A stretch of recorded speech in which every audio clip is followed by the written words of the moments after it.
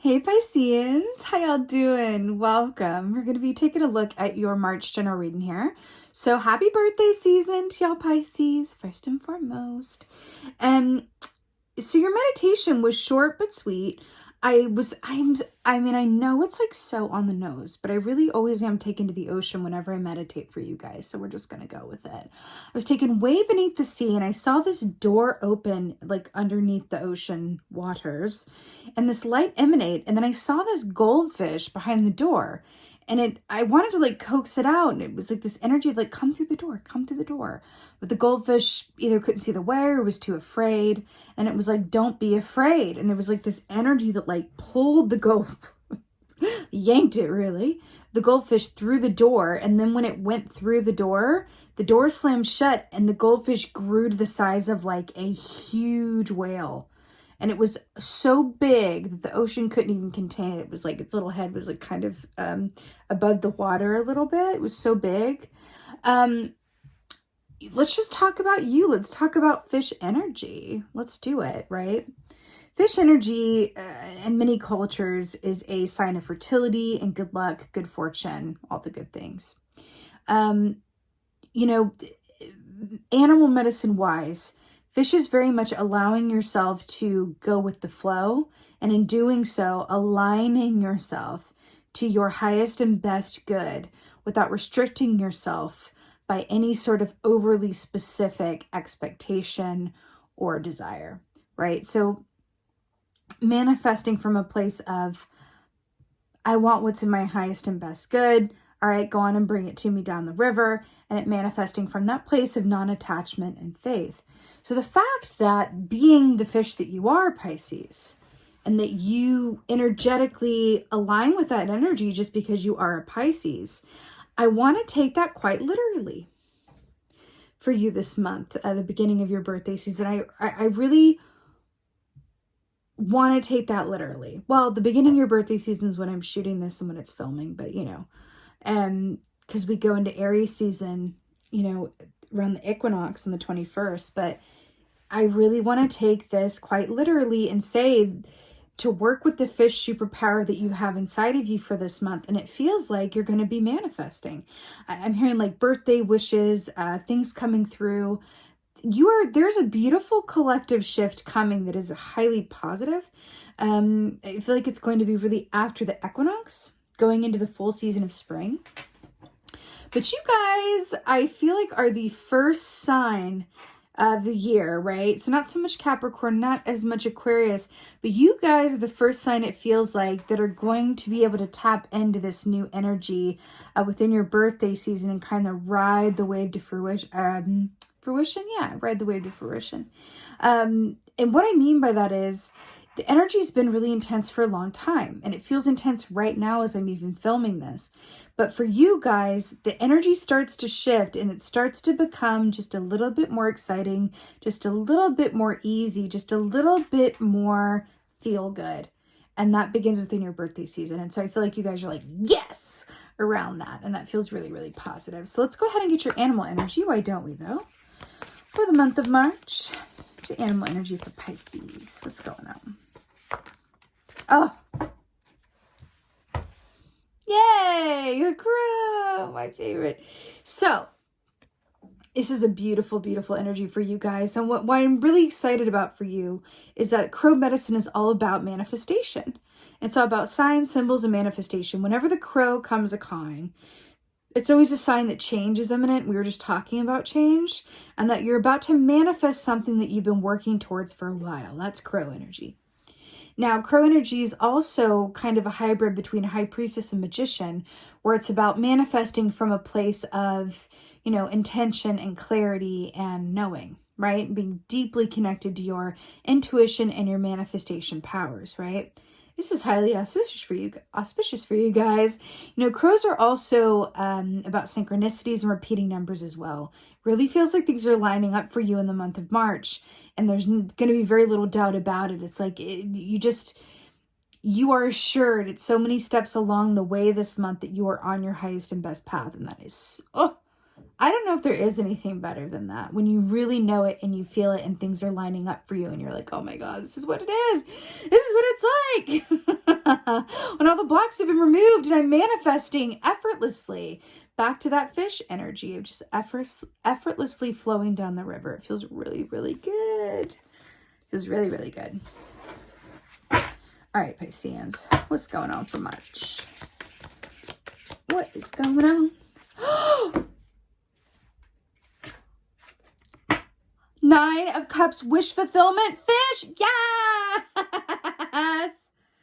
Wait, it's fish and then a narwhal. Look at that. It's like the fish to the whale. Nine of Cups, wish fulfillment. This is birthday wishes. That's exactly what I already said. It's an abundance. It's happiness. It's success. It's satisfaction. It's a lot of good things. Nine of Cups to start out your March reading and your birthday season. I'm so here for this, Pisces. Exactly like that fish and the whale. Hello. So good. Yay. Starting off with wish fulfillment. Like, what more is there?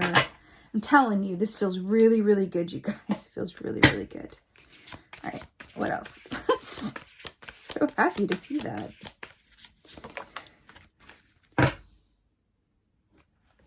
Oh my. We have the Fool. What could be better? The Fool. My God. The Fool is at the beginning of a brand new cycle, new starts, new reality. What did I say? Did I not say that we're headed, we're coming from a very intense energy and that you guys are going to be the first sign of the year to really benefit from that shift towards a more ease-filled experience, towards new exciting things, toward the road getting just a little bit more familiar again, but in a newly realized, in a better way. And then we had the Fool, fresh, brand new starts, new beginnings, jumping off into a new road ahead on the back of wish fulfillment. Y'all. So good.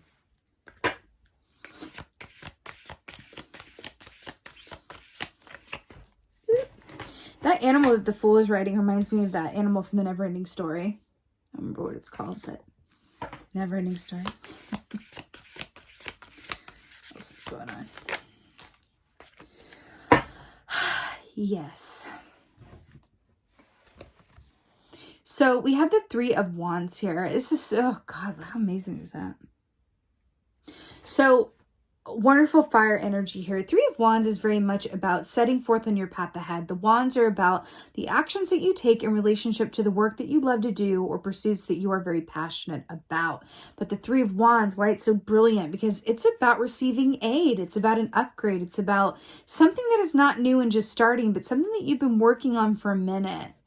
And then someone steps in and says, hey, I'm going to recommend you for this. Or, hey, I sung your praises the other night. And then, this person wants to have a meeting with you. Or, hey, like this person wants to fund that. This is the getting help to upgrade yourself after the Two of Wands, right? Which is a beautiful, beautiful thing. And it's around work that you love to do. It's amazing. It all feels like different colors of like wish fulfillment. But again, I feel like the key here and how, through what route this is available to you, Pisceans, is really embodying that fish superpower energy that you have and allowing yourself to just flow with it. And this is what you get by flowing. Nine of Cups. I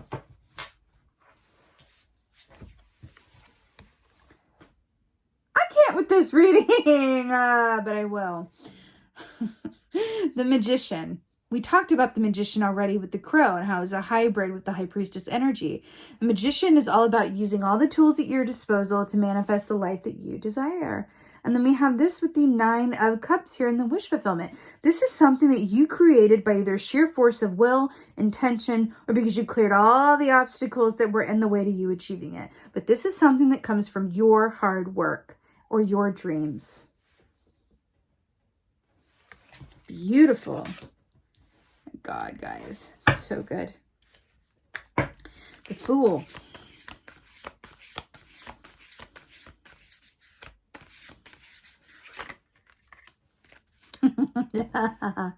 Okay, so we got the Eight of Pentacles to clarify the Fool, but it wanted to come out in reverse, that wily card. Eight of Pentacles in the upright is very much about hard work meeting up with timing and skill, right? I feel like the fact that the Eight of Pentacles in reverse is clarifying the Fool. What did I say about we're coming out of a time where the energy's been tense? There's been a certain way that things have been going for the past couple of years, and we're moving into a new cycle where things are a little bit more ease-filled, and we have this in reverse. Traditionally, the Eight of Pentacles in reverse is not the exact opposite of it in the upright, but that is what I'm feeling in this particular instance.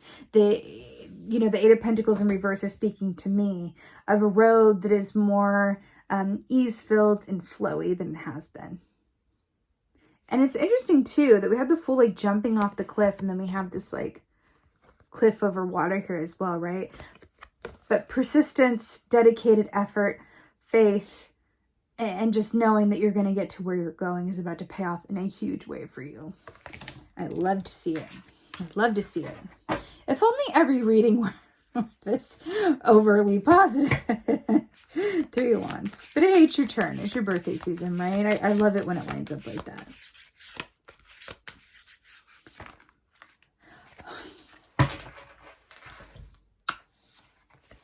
So this is Eight of Swords in reverse with the Three of Wands in the upright. So Eight of Swords in the upright is very much about restricted vision. It's about analysis paralysis. It's about... I just looked up and saw 11:11 on the timer, and we were talking about synchronicities and repeating numbers. But Eight of Swords in the upright is very much about that analysis paralysis, being in a mental prison to only which you hold the key and can get yourself out of. It's that sort of like, I can't see the forest through the trees, right? The fact that it's in reverse, I do feel like there has been that aspect of you and of the collective that has been going on where it's very difficult to sort of see the light through the trees, or the light at the end of the tunnel, I should say, right? But I feel like light here with the Three of Wands, the fire, is lifting and shifting. I feel like there's also what this is saying. You are headed for such a beautiful gift of perspective and understanding why you needed to come from where you came from. Meaning, there's an understanding that comes into your experience because of how your road is going to play out this month, where suddenly you're really grateful for that breakup that like really rocked you, but you're like, oh my God, now I see how it set me on this road, because if I hadn't done that, I wouldn't have moved here. I wouldn't have met this person. Then I wouldn't have landed what I just landed by, whatever it means.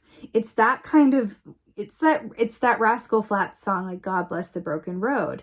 This is what this is for me. It's like you're God blessing that, or goddess blessing, that broken road. And it's really, really beautiful. That to me is a better gift than anything else, because in doing that and having that gift, so much of the past, you're able to heal it. And then moving forward, you're able to look at things that don't necessarily go your way.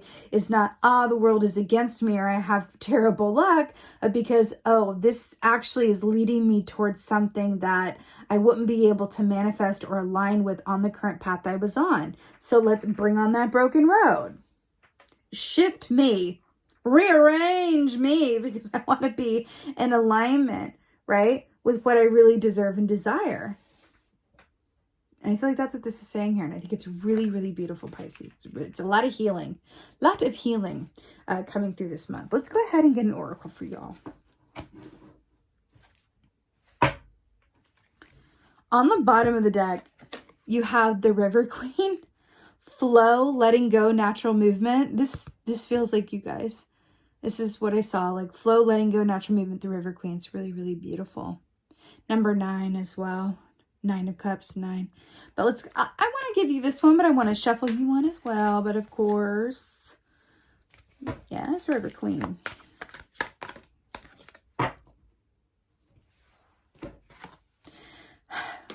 The Phoenix.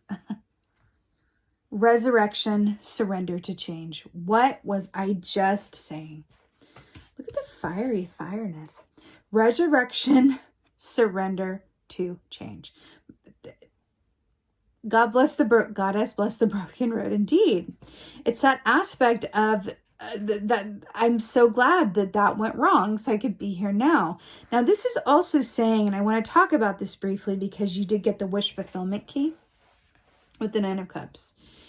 Oftentimes, getting what we want can be triple.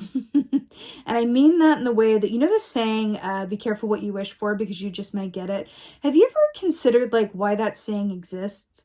It exists because when you get what you wished for, your life as you knew it in whatever way, shape, or form dies, right? Because change happens, right? Just like the phoenix, right? For example, if you wished for, you know, a relationship, a loving, nurturing relationship, and then you get it and you're really happy, but at that same moment, suddenly you're like, oh my God, my time is no longer all mine anymore. And I have to make this adjustment. And oh my God, now it's like, life is very different. It can happen very suddenly.